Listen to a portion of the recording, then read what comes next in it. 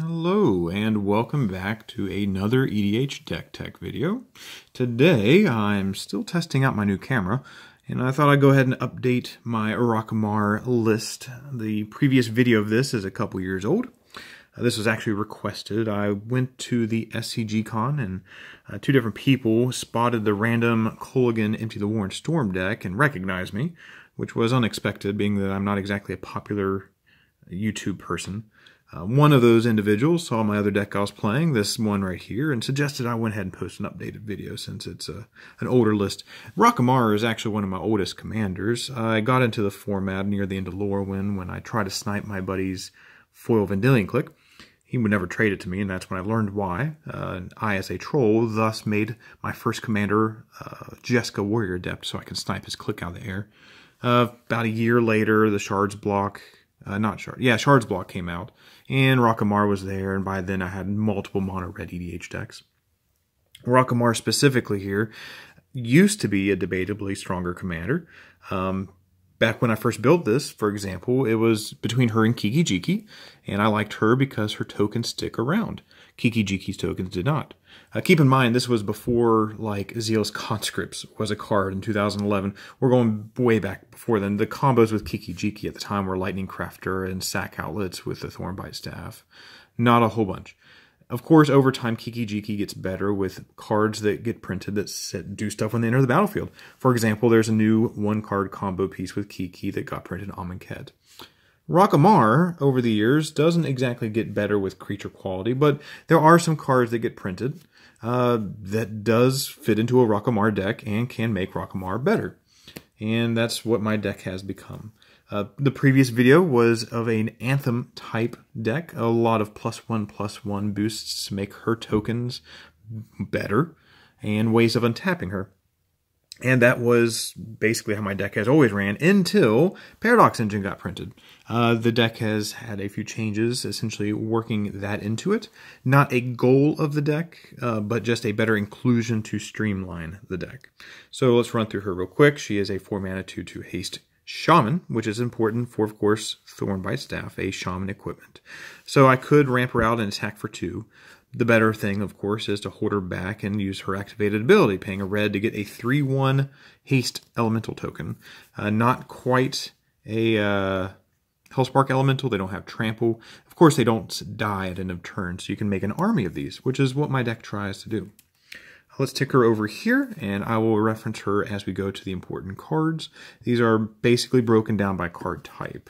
Not a lot of creatures in this deck. It is a deck built around using Rakka as much as possible. Luckily, Commander Tuck is no longer a thing, so like condemning my commander is not an issue, although she doesn't really attack. But good stuff artifact deck entirely focused on Rakka. So we have to get there. A lot of nice card draw, for example. This is what we get. We have 2 bits of ramp with a Solemn and a Burnished Heart. Very good in a deck that runs Valakut. And we have Perforos. This is kind of what the deck is wanting to do. Essentially, in every creature entry I have, making a token, making multiple tokens. I do 2 to all of my opponents. If I have ways of untapping Rakka, then this gets out of hand very quickly. And we have Godo. There's 3 or 4 equipments in the deck. This will typically get a Skull Clamp, assuming I don't have a Lord boost, some kind of +1/+1 out, because that makes Skull Clamp pointless. Alternatively, if I just want to try to excel in the game, I may get something like Sword of the Animist. And the last but not least is the Combustible Gearhawk. Just like the Magus of the Wheel, this is here just for card draw. And oddly enough, this one almost always draws me cards. My friends are all very familiar with this deck. The deck has a rather high converted mana cost average. And I also have things like Gratuitous Violence or Furnace or Wrath, since he does the damage. So there's a very high chance that if I have a damage manipulation out and him, that if someone doesn't let me draw, they may take over 20 damage. Let's stick the creatures over here and go through the spells. We'll start with the 2 cheeky I Win spells. Savage Beating can make even a small whimsical army of a handful of 3/1s a lethal attack. Of course, if I have any enhancements out for damage, it just gets ridiculous and it's game ending. The other one is Insurrection. I'm actually not a very big fan of Insurrection as a card. I don't like individual cards that just try to win you the game that don't do what your deck is trying to do. An example would be Expropriate in a generic blue deck. This is the example in this deck. It's in the deck because, again, I'm trying to make the deck be the best it can be, and this is a nice game-ending card. My board tends to get wrathed a lot, or outclassed, so this would be the alternative option to an outclassed board state. The rest of the spells are good utility. There is a Paradox Engine in the deck, so these are smaller in mana cost, and the deck has been retuned to have some more cantrippy draw stuff. Lightning Bolt is something I enjoy running in EDH. I mean, in my meta, for example, there's always going to be a good target if someone ad nauseams themselves super low, if there's a cheap commander or utility dork I want to kill in turn 1. We have a Braid. This should be a Vandal Blast, but that is currently borrowed out into another deck. We have a Ruination because I love my non-basic land hate. This deck has 36 lands, 4 of which are non-basic, and then 2 of those lands are also tuned to not be in play. We have 2 wipes in All Is Dust and Blast Act. And then we have some cantrippy stuff in Faithless Looting, Cathartic Reunion, Act on Impulse, Wheel of Fortune, Reforge the Soul for big draw. And the fun one is Commune with Lava. Again, the deck is built to function with Paradox Engine, and a card like this means we can go completely nuts. There's no direct infinite combos with Rakka. There can be, but the deck doesn't have the ability to tune and tutor for them. But having a massive draw spell, technical draw, is very good. So the deck has a lot of mana. It has 3 mana doublers, about 15 mana rocks. So we can easily get up to 10 mana without much deficit. And the best way to play this, if you've never played with this card before, you could do it your main phase for a small amount if you just want to maybe hit a landfall. Best way, although, is at the end of the opponent's turn to cast it, so you have an entire turn to cast all the cards. The scary thing is if you exile something really important or relevant, if you don't have the mana to actually cast it on that turn. But yeah, a good card in this deck. Let's go through the enchantments. There's a fair number of enchantments here. The goody ones are, of course, ways of making 3/1 tokens not terrible, and by doing that we can double their damage. We have a Furnace, a Dictate of the Twin Gods. This is Flash, Furnace of Wrath. We Gratuitous Violence, which is a one-sided Furnace of Wrath for our creatures. Again, this is very good when I have something like the Gearhawk or something like that, or Warstorm Surge actually counts for this as well. We have Mana Echoes. There's a lot of almost combo pieces in this deck. There are ways of going infinite with Rakka Mar. The biggest issue with Rakka Mar trying to go infinite is the fact that she requires red mana to tap to create. So while, yeah, I could do infinite untap triggers using Umbral Mantle and the mana from this, I have to have red to tap her. So technically you would need something stupid like a Gemstone Array. There's also the issue of how many tutors do you have in mono red to get this stuff. You have like a Hoarding Dragon and a Gamble and something stupid. Not enough. So my deck is not designed to focus on an infinite combo. It is instead just full of good utility cards that can be used to like partial combo. And that's actually usually enough. For example, Warstorm Surge is a very good combo piece in itself, is also just a good card. This is clever in that it also will see a boosted power. If I have a +1/+1 effect out, my creatures will not be 3/1s when they come into play. This will see them as the bigger thing and do more damage. And then we have Rage Reflection, give them all double strike. Vicious Shadows is another semi-combo piece. If I were able to chain off with the Thornbite Staff and a Sack Outlet, I could do a lot of damage. Not quite infinite if I can't make infinite dudes. But this is also just a generically scary card. It also do Kudo points because it has Rakka Mar flavor text. But a lot of people don't understand what this does. It hits whenever any creature, not just mine, any creature. So there's a very good chance if someone is unfamiliar with this card and they board wipe, like they destroy everyone's creatures, I'm just going to win the game. Yeah. The issue is that's a very, very mana intensive. 7 mana. This is, I believe, the most expensive card in the deck, but it's going to stay in there because Rakka flavor plus the potential here is scary. We have some hard advantage nonsense in the Outpost Siege and a Sunbird's Invocation. I don't actually like the newer variant of Outpost Siege, the Advances Blasting Cannons, because you can't get lands off of it. Sunburst is, of course, maybe a card that shouldn't be in the deck. 6 mana that doesn't immediately do anything is not exactly the best. But if this is allowed to survive for a turn, this is some of the best card advantage that mono red can get. That's not like a mirrored wheel. And I chose this as the one and only Planeswalker for the deck because she makes 3/1 elemental tokens just like Rakka Mar. Unfortunately, hers do not stick around, they exile. The 0 ability is also very good here. Now, the next part of the deck is this massive complement of artifacts. There are 34 artifacts total. Let's split this into 2 stacks so it doesn't hyper zoom my camera. The first and foremost is the Paradox Engine. Again, this is not a dedicated Paradox Engine deck. This is a deck that can make use of Paradox Engine fairly. If you would like to see a broken Paradox Engine deck, go look at like mini Azami YouTube Paradox decks. I have a Grixis Kess one a few videos back. Typically, you will see blue added so you can Whir of Invention this into play. Multicolored decks can use colorful signets and go off really fast. But yeah, dumb artifact. It's legendary, so don't try to copy it. The deck has been retuned to function with this, so there's a lot of cheaper spells. Originally, the video before this Rakka Mar video, it was like my average mana cost was 5+. This one's much lower. That's just so I can chain more off. There's also a higher volume of mana rocks in this deck that produce red mana, so I can hopefully have one of them out so I can keep making tokens with Rakka. That's the whole point of this. Again, not dedicated Paradox Engine deck. Probably one of the fairest Paradox Engine decks you will ever see. There's the good stuff that keeps my tokens safe and or essentially a boosted effect. Eldrazi Millennium is great. Every turn I can make one with Rakka to save them. Coat of Arms is gross.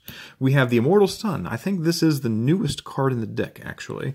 6-drop is a lot to ask for, but it gives me the boost I like, and it gives me a staff and end draw effect. It does make my stuff cheaper, and it does turn off my one and only Planeswalker. Those 2 modes are great-ish, but this is mainly here for the draw and the boost. We have a Memorial. This is for evasion. A little bit of protection is nice. We can survive through a blast act of our own. Then we have a lot of really dumb artifacts that do stupid things with. Rings, for example, is a way of making a second, for 2 extra mana, a second token off Rakka.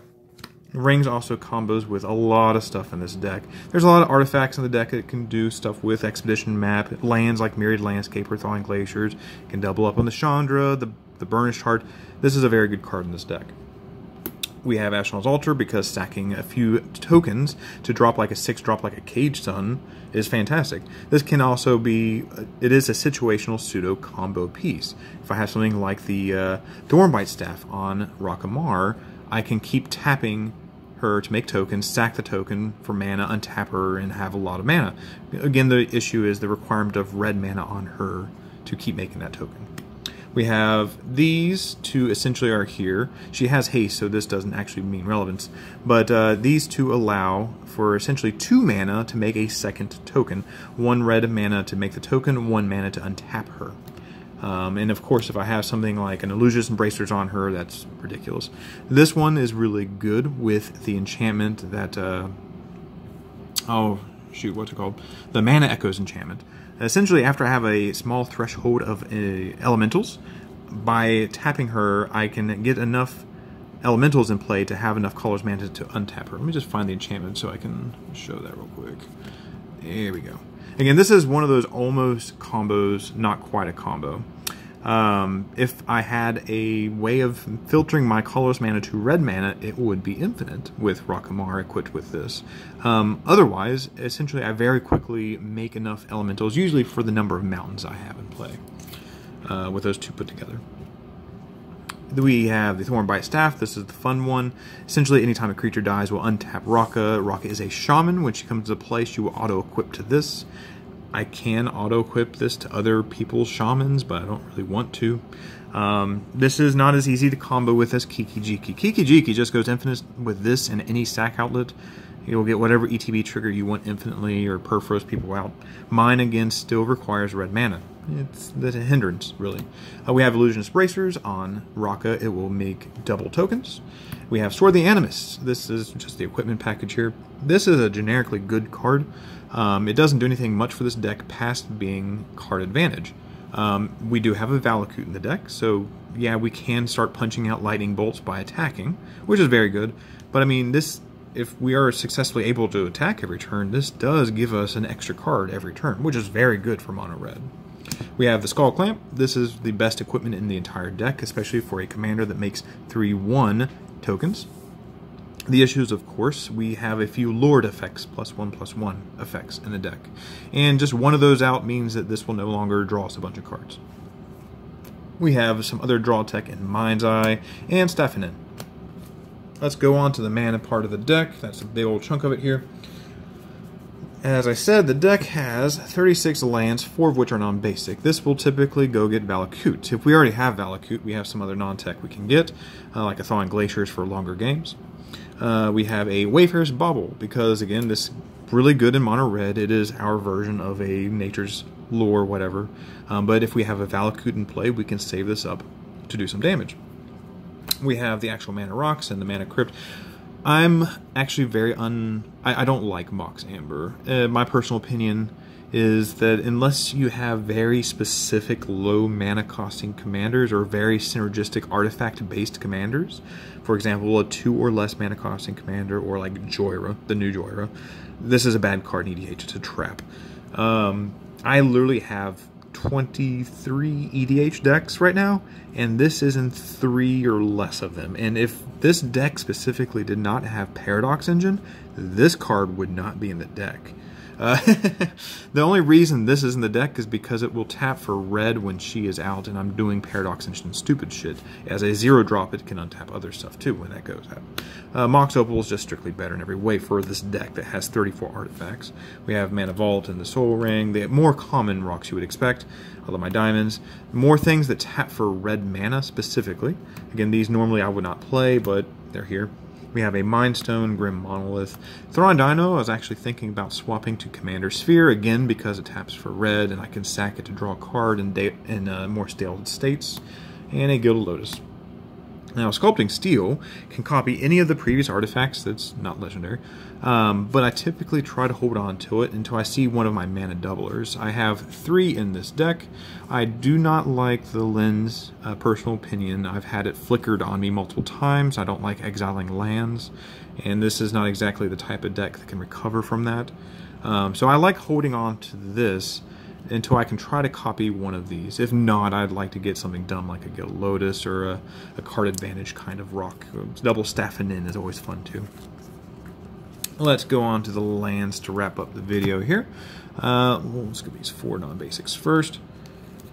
Here we go. Now there's an Ancient Tomb for some quick starts. This means we can try to get Rakka out on turn 3-ish and activate her or something like that. Again, the colorless doesn't always help when it comes to getting 3 red to have her in play and activate at the same time. This could be... I'm on the fence really. I like the idea of fitting Nykthos in this deck since I do have a fair number of enchantments. But I don't like lowering my number of non-basic land counts too much as a personal preference. We have Valakut for dumb reasons. Valakut is a very powerful card. We have Thawing Glaciers and the Myriad Landscape to go with Valakut. A lot of people love shoving a lot of non-basic lands in their mono-red decks, but I don't know if people have actually experienced the full power of what a Valakut can do. For example, less than a week ago, I had Valakut enough out, Thawing Glaciers, I had a damage doubler, and a Rings of Brighthearth out. So I was able to double the ability off of this with a Rings of Brighthearth, with a damage doubler out, and I killed someone's Kozilek with my lands. That's just a Kozilek. Like, yeah, you can go ahead and play your Buried Ruins and all there's some really good non-basic lands. But I would actually recommend, if you're playing mono red, to try to do a dedicated build working around Valakut. Get your Expedition map, get the stuff that tricks into play, and see just how well it does. But yeah, then past that we have 32 of the exact same Invasion Mountain. I just like this artwork. I know a lot of people, when it comes to the Invasion Mountain, they like the phallic one. I'm not a fan. I actually really like this artwork because it just has a lot of depth to it, especially in the foil. But yeah, this is my current Rakka Mar list. I'm actually thinking about going and uploading some other versions of videos too. I actually went to the SCG Con just to play Duel for Duels. I scrubbed out really early. they didn't ban Deathrite Shaman fast enough for my specific deck. So I may sit here and actually upload some non-EDH based decks for a while. I have way too many decks. But yeah, any ideas or feedback, I'm always welcome. If you enjoyed all the games I had with everybody at the cons, shout out to everyone. Thanks for the fun games. If you have any feedback, again, let me know, especially if the camera angles and this camera seems to be better. I will see how that actually posts when I load this video. Thanks.